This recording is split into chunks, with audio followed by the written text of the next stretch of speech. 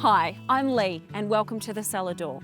Today we're in the Beechworth wine region at the Glenbosch Wine Estate, known for its delicious cool climate Nebbiolo and Sangiovese and a lovely little gin distillery. I'm off to meet Nika, one of the owners. Of course, have a cheeky glass of wine. Let's go.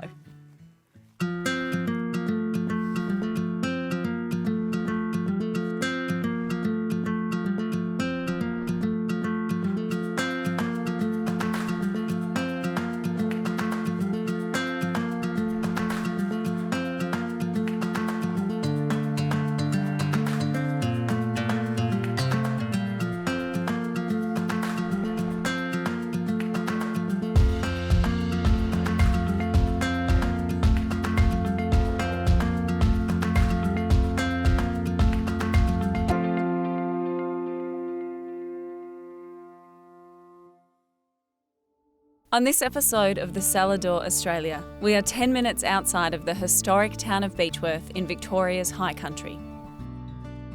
Glenbosch Winery sits at the centre of this picturesque valley, surrounded by native bush and rich grasslands from which it gets its name. But the Glenbosch story doesn't start in Beechworth. Our journey begins in the vibrant landscapes of South Africa. Owners Dirk and Nika hail from Stellenbosch in South Africa's renowned Swartland region. Located on the Western Cape, it is celebrated for its dynamic wine culture amidst its rolling wheat fields and rugged terrain. There, Dirk's family lineage spans over 8 generations as grain and sheep farmers. In 2019, they made the journey down under and began Glenbosch. Their passion for wine is evident in every bottle, blending the rich winemaking traditions from South Africa with the lush terroir of Australia. First, I'm meeting Nika to find out more about what brought the family to Glenbosch. So we visited Australia from South Africa in 2018 just for a holiday. When we thought about moving to another country in start of 19, we couldn't think of any other place than Australia. Dirk and his dad came April 2019 to look for farms, and they found this place, which fitted our vision very well.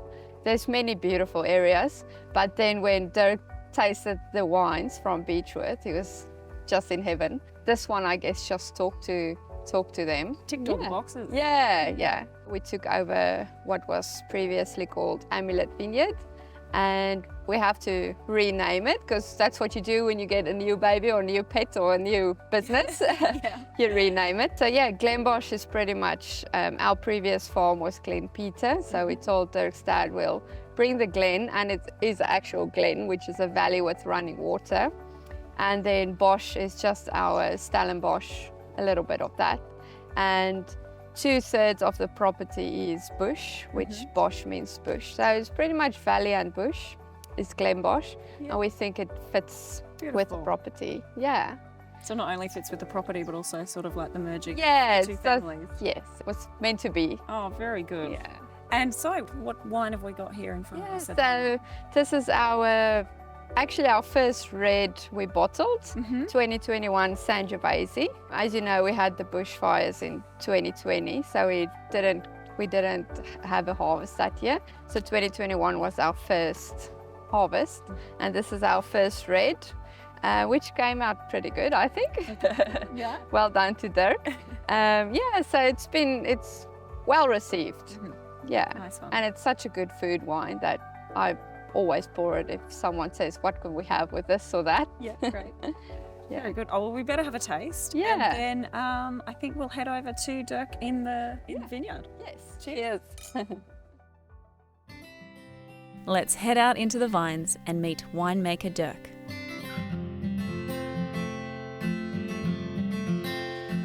Dirk, thank you so much for talking to us today. Tell us about Glenbosch. What sort of wines do you make here?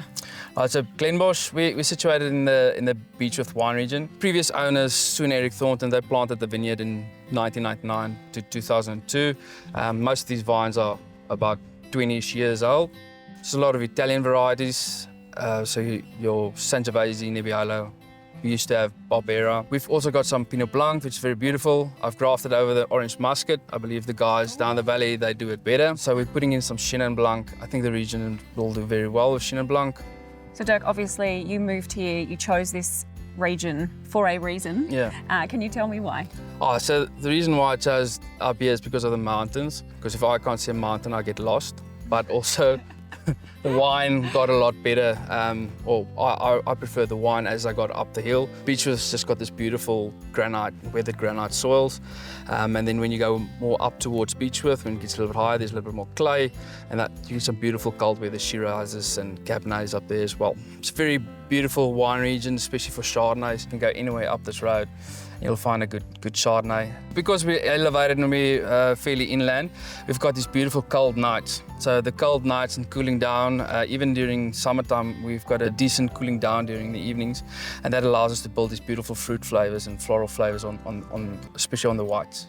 Okay, Dirk, thanks for talking about your wines. Let's go and check out your barrel house, and I believe you've got something else to show me. I do, yes. Great, let's go. Next, we're going to head down to the other end of Glenbosch Estate, where Dirk's barrel hall has a very well-kept secret.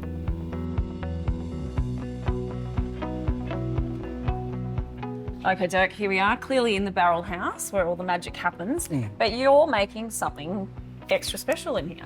As South Africans, we're one of the biggest consumers of brandy. Try to bring a little bit of that culture with us. So this is some of the first brandy that we made. Beechworth, the grapes we grow over here also gives you a good spirit. And once we did the first distillation, we were very, very excited. So we're just basically patiently waiting to release this.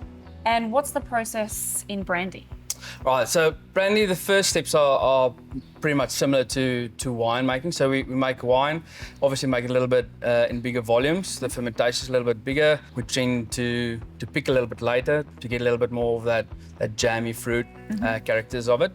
Usually the sugar is a little bit higher because sugar is good. Sugar gives you alcohol. And then we put it through the distillery, do a stripping run, rectifying run, and then just another purifying run just to make sure that we've got the best bits in the barrel. Beautiful. And just noticing this here. Broniac is a little word that we came up with because the style of brandy we're making is more similar to that of cognac. But here in Australia, there's a little bit of a perception around brandy. So we're just trying to change that perception, and we think that the quality that we're able to produce from the grapes of the area will be right up there with some of the big ones here. Nice cognac. Do you reckon we could take just a little smidge? I think the angels need a share here.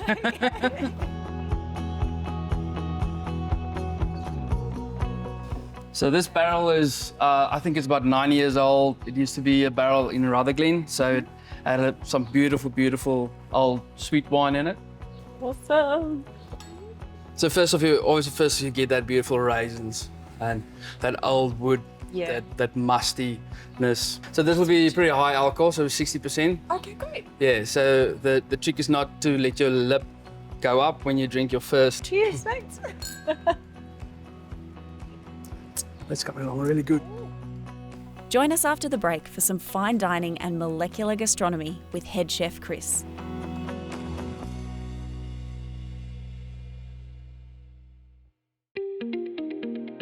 Welcome back to the Cellar Australia.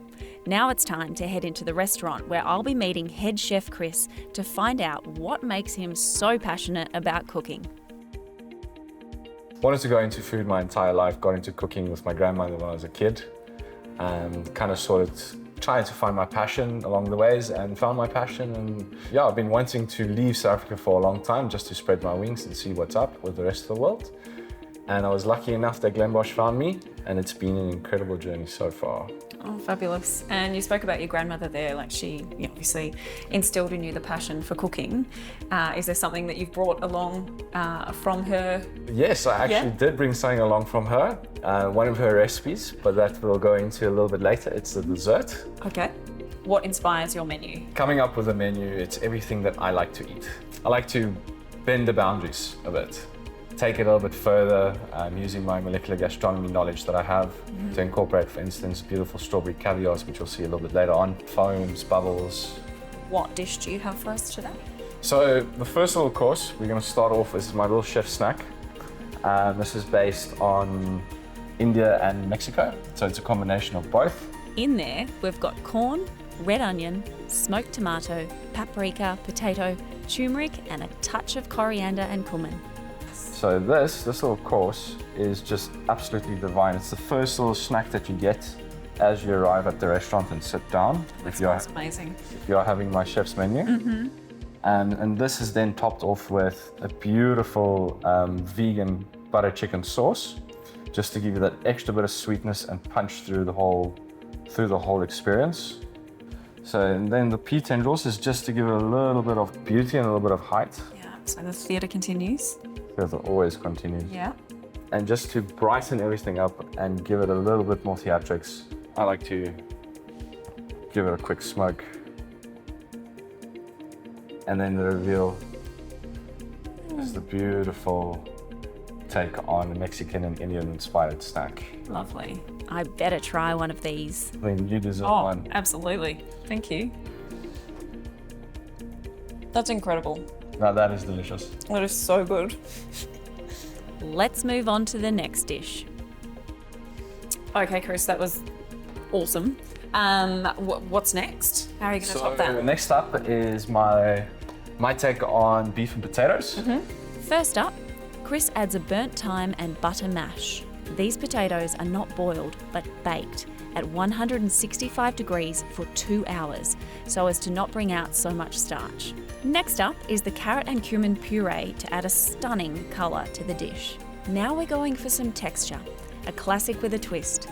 Crispy leeks followed by honey and cumin glazed carrot. And now for the piece de resistance, the eye fillet steak cooked to a perfect medium rare. Finally, a demi-glaze that takes 3 days to make. Boiling the stock for 48 hours, it is reduced completely to a syrup consistency. Okay, awesome, and here is our beautifully presented steak and potatoes with a cafe au lait, which is a black pepper truffle sauce. All right, Chris, so what are we doing now? So this is my palate cleanser course. So we've got beautiful strawberry caviars, and you can make these at home using oil and agar-agar. Freeze your oil, make your strawberry syrup, add your agar, and basically just drip it in with a syringe. It'll take long, but... Yeah. So on this little spoon is a Szechuan pepper flour. So this is all part of the experience. So this little Szechuan pepper flour has an active ingredient called spalancum in it. So and that's what's going to make your mouth salivate and give it a tingle, what we call a buzz. So if you can carry that on. Sure. So Straight in? Straight into your Straight mouth. in? Bite it chew it for 10 to 15 seconds, then swallow. Okay. And while that happens, I'm going to explain to you what is in this beautiful mixture of mine. So what we have here is a combination of elderflower, lime, mint, basil, and cucumber. So it adds all that freshness to it, and it will just cleanse your palate completely. And having the caviars in there just gives you a little bit more of a textural experience. This is crazy. First off, I was going to say like popping candy, but no, that's not it. It is literally when you used to put a 9-volt battery on your tongue, but everywhere. Yes. Yeah. So now we're just going to add a little bit more theatre to this one. So all you've got to do now, just I pop it with my nose, just enjoy the beautiful aroma that comes from it. Okay. And then I just sip it. Okay, so pop it with my nose. Yeah, pop it with your nose. Okay. There we go. That is stunning. So it just gives your mouth a beautiful cleanse. Okay, that's just magic. It's finally time for our last course on this culinary adventure. All right, Chris, so we're down to the very special plate now. This came from home. This is from Grandma. Talk me through it. So this is called Malva pudding. Malva, M-A-L-V-A. So it's very similar to your guys' sticky toffee date, except I make it with apricots and I soak it in a vanilla custard. This recipe's been passed down to my dad and then from my dad to me, even though I got it first as a kid. And I have brought it here to Australia just to have that little bit of home with me the whole time. It's eaten hot. Yeah. So you get the most flavor when something is, in this case, hot. So with that, we have a beautiful gluten-free vanilla crumb, just to give you that extra bit of stability for your ice cream. And there's something very homely about apricot jam. Makes you feel good. It makes you feel extremely good. It takes me back to Grandma and Granddad's house, and having the apricot with it just brightens everything up and makes it so much more tastier. And then just to top it off and to give it an extra bit of crunch, I've made vanilla meringues, just to give it an extra bit of body to give it a little bit more aesthetics. So this is generally served with vanilla ice cream. Beautiful, right there. Malva pudding served with no meringue, apricot gel, and ice cream. All the way from Grandma. All the way from Grandma into Australia for you guys to have. And is it Aussie approved? Alrighty, how do I get into this? Oh my goodness, delicious. Chris, thank you so much for taking us through all that. It was absolutely divine. I can't wait to sit down outside and eat all this, so I'm gonna have to love you and leave you. Well, there we go. Well, thank you guys for coming to the beautiful winery and spending time in my kitchen. Thank you so much.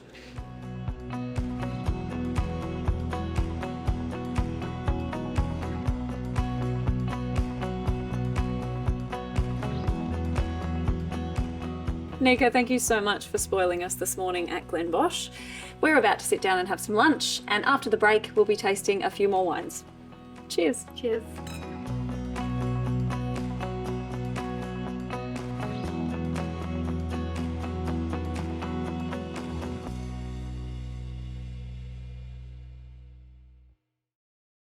Whilst filming the Cellar Australia in Beechworth, our crew chose to stay at the Lake House Beechworth. Designed with holidaymakers in mind, this exceptional property is possibly the best Beechworth has to offer and is a very special place to unravel with family and friends. Just a short, easy walk into town, but once you get to the Lake House, you won't want to leave. To book your stay at the Lake House Beechworth, visit lakehousebeechworth.com.au.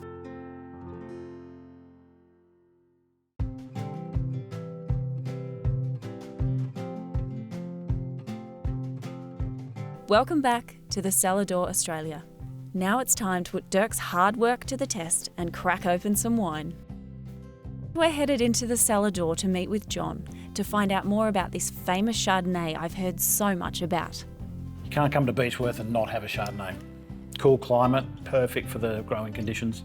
And the great thing that Dirk's done here is he's stuck with the old world traditions, so this is very much in line with what you'd expect if you're in France. Oaked for about 12 months, lovely fruit up front, beautiful buttery finish, and a really balanced acidity. I think you'll find that quite enjoyable. Oh, it's just me. Indeed. Just you. I'm not going to join you on this one. No. Keeping it professional here. Right. So great on the nose. Oh, it's very light. Yeah, you get a little bit of oak on the nose. It's not heavily oaked, this one either, which I think is a big plus. Chardonnay is a controversial wine. You either love it or you hate it. I'm really enjoying it. I am too at the moment. Yep. Let's see how you feel about this one. Oh, that's really lovely. It's fresh, but it's got that butteriness that I personally like. That's the great thing about it. I think there's a bit of a summeriness about this particular Chardonnay. I think the days of the big, punch in the mouth, buttery, oaky smash is gone. I think this is much more in line with where a Chardonnay should be sitting. Yeah, it's a good balance. I think so. It's really well balanced. Absolutely. Nice. So let's go for a red. And I think this is an absolute success story. So I think for a first attempt Nebbiolo, and we're talking about Neb Snobs, I think the Neb Snobs should be flocking here for this one. Okay. It's drinking incredibly well. This is a wine that I would probably decant rather than fresh open, but beautifully light in colour. Frankly, this is a wine that I think tells a big lie. You look at it, it's light in colour. You think the first thing you do when you see something, you make an assumption: light in colour, light in flavour, and it's anything but. Now, Nebbiolo's coming from the Piedmonte region in Italy normally, sits alongside things like Barberas and Arnaise in the whites. And because of the food that they're eating up there, I'm always going to pair this with the fattier foods. I'm going to go for things like duck and lamb and pork, purely because of the acidity that will cut on through. You should try that one. I think you're going to enjoy that. Beautiful fruit, lovely balanced acidity, in the style of Barolo, so 36 months on oak. So this has been barreled for 36 months, so it's a long time between drinks when you make this one. Yep. But I'm sure you'll enjoy that. It's a lovely drop. And this is right up there with some of the best in the region, in my opinion. Oh, wow. Yeah. There's so much going on there. There's a lot going on. Now, if you drank that out of a black glass and you couldn't see what it looked like, you would probably have a very different experience. Yeah, you're right. Yeah, for sure. And the palate length is what I love on this. It hangs around for a while. It's the gift that keeps giving, as they say. Keeps changing. Yep, absolutely. With each pass of the palate, there'll be something new. You'll just keep picking up something new each time it passes over the palate. Yeah, lovely. Indeed. So, of course, the other thing that we're working on here and making some great inroads with is the gins. Now, I'd suggest that we're probably drawing on the South African heritage a little bit here, but we're also drawing on the local gold heritage here. Now, I don't know if they can pick this up on camera, and I don't think there's any nice way to do this, but effectively this particular gin on the floor has the 24 karat gold flake in it. So hints of aniseed and myrtle. Now I'll put a dash in the glass here for you. Have a try of that neat, and then you might be lucky and get a gold flake. Cool. And then we'll add a little bit of tonic water to it if you like. I did too. You got some? Yeah. Beauty. Great tooth filler. Let's try a bit with some tonic water. It'll change the flavours. You've got the aniseeds there, but it's subtle. It is subtle, but it's there. And a little bit of myrtle in there as well. And then if you add a little dash of tonic, it's a different experience again. Goes great in a Negroni, which is the drink of the moment. It's got to use a quality tonic too. Yeah, that's true. Yeah, for sure. What tonic do you prefer? I'm a big one for Fever Tree, Cappy, any of those. Yeah. Oh yeah. Nice way to finish. In a Negroni. Yeah, I think so too. Delicious. I think The that aniseed little is bit of aniseed coming through. Yeah, cutting through the Campari. Lovely. Hope you enjoyed that. Thank you. Thank you.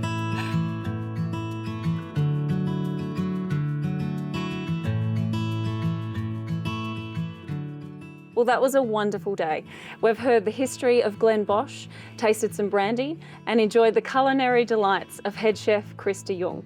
With all that done, I'm about to tuck in for the night at the Vineyard Cottages with a delicious glass of Chardonnay.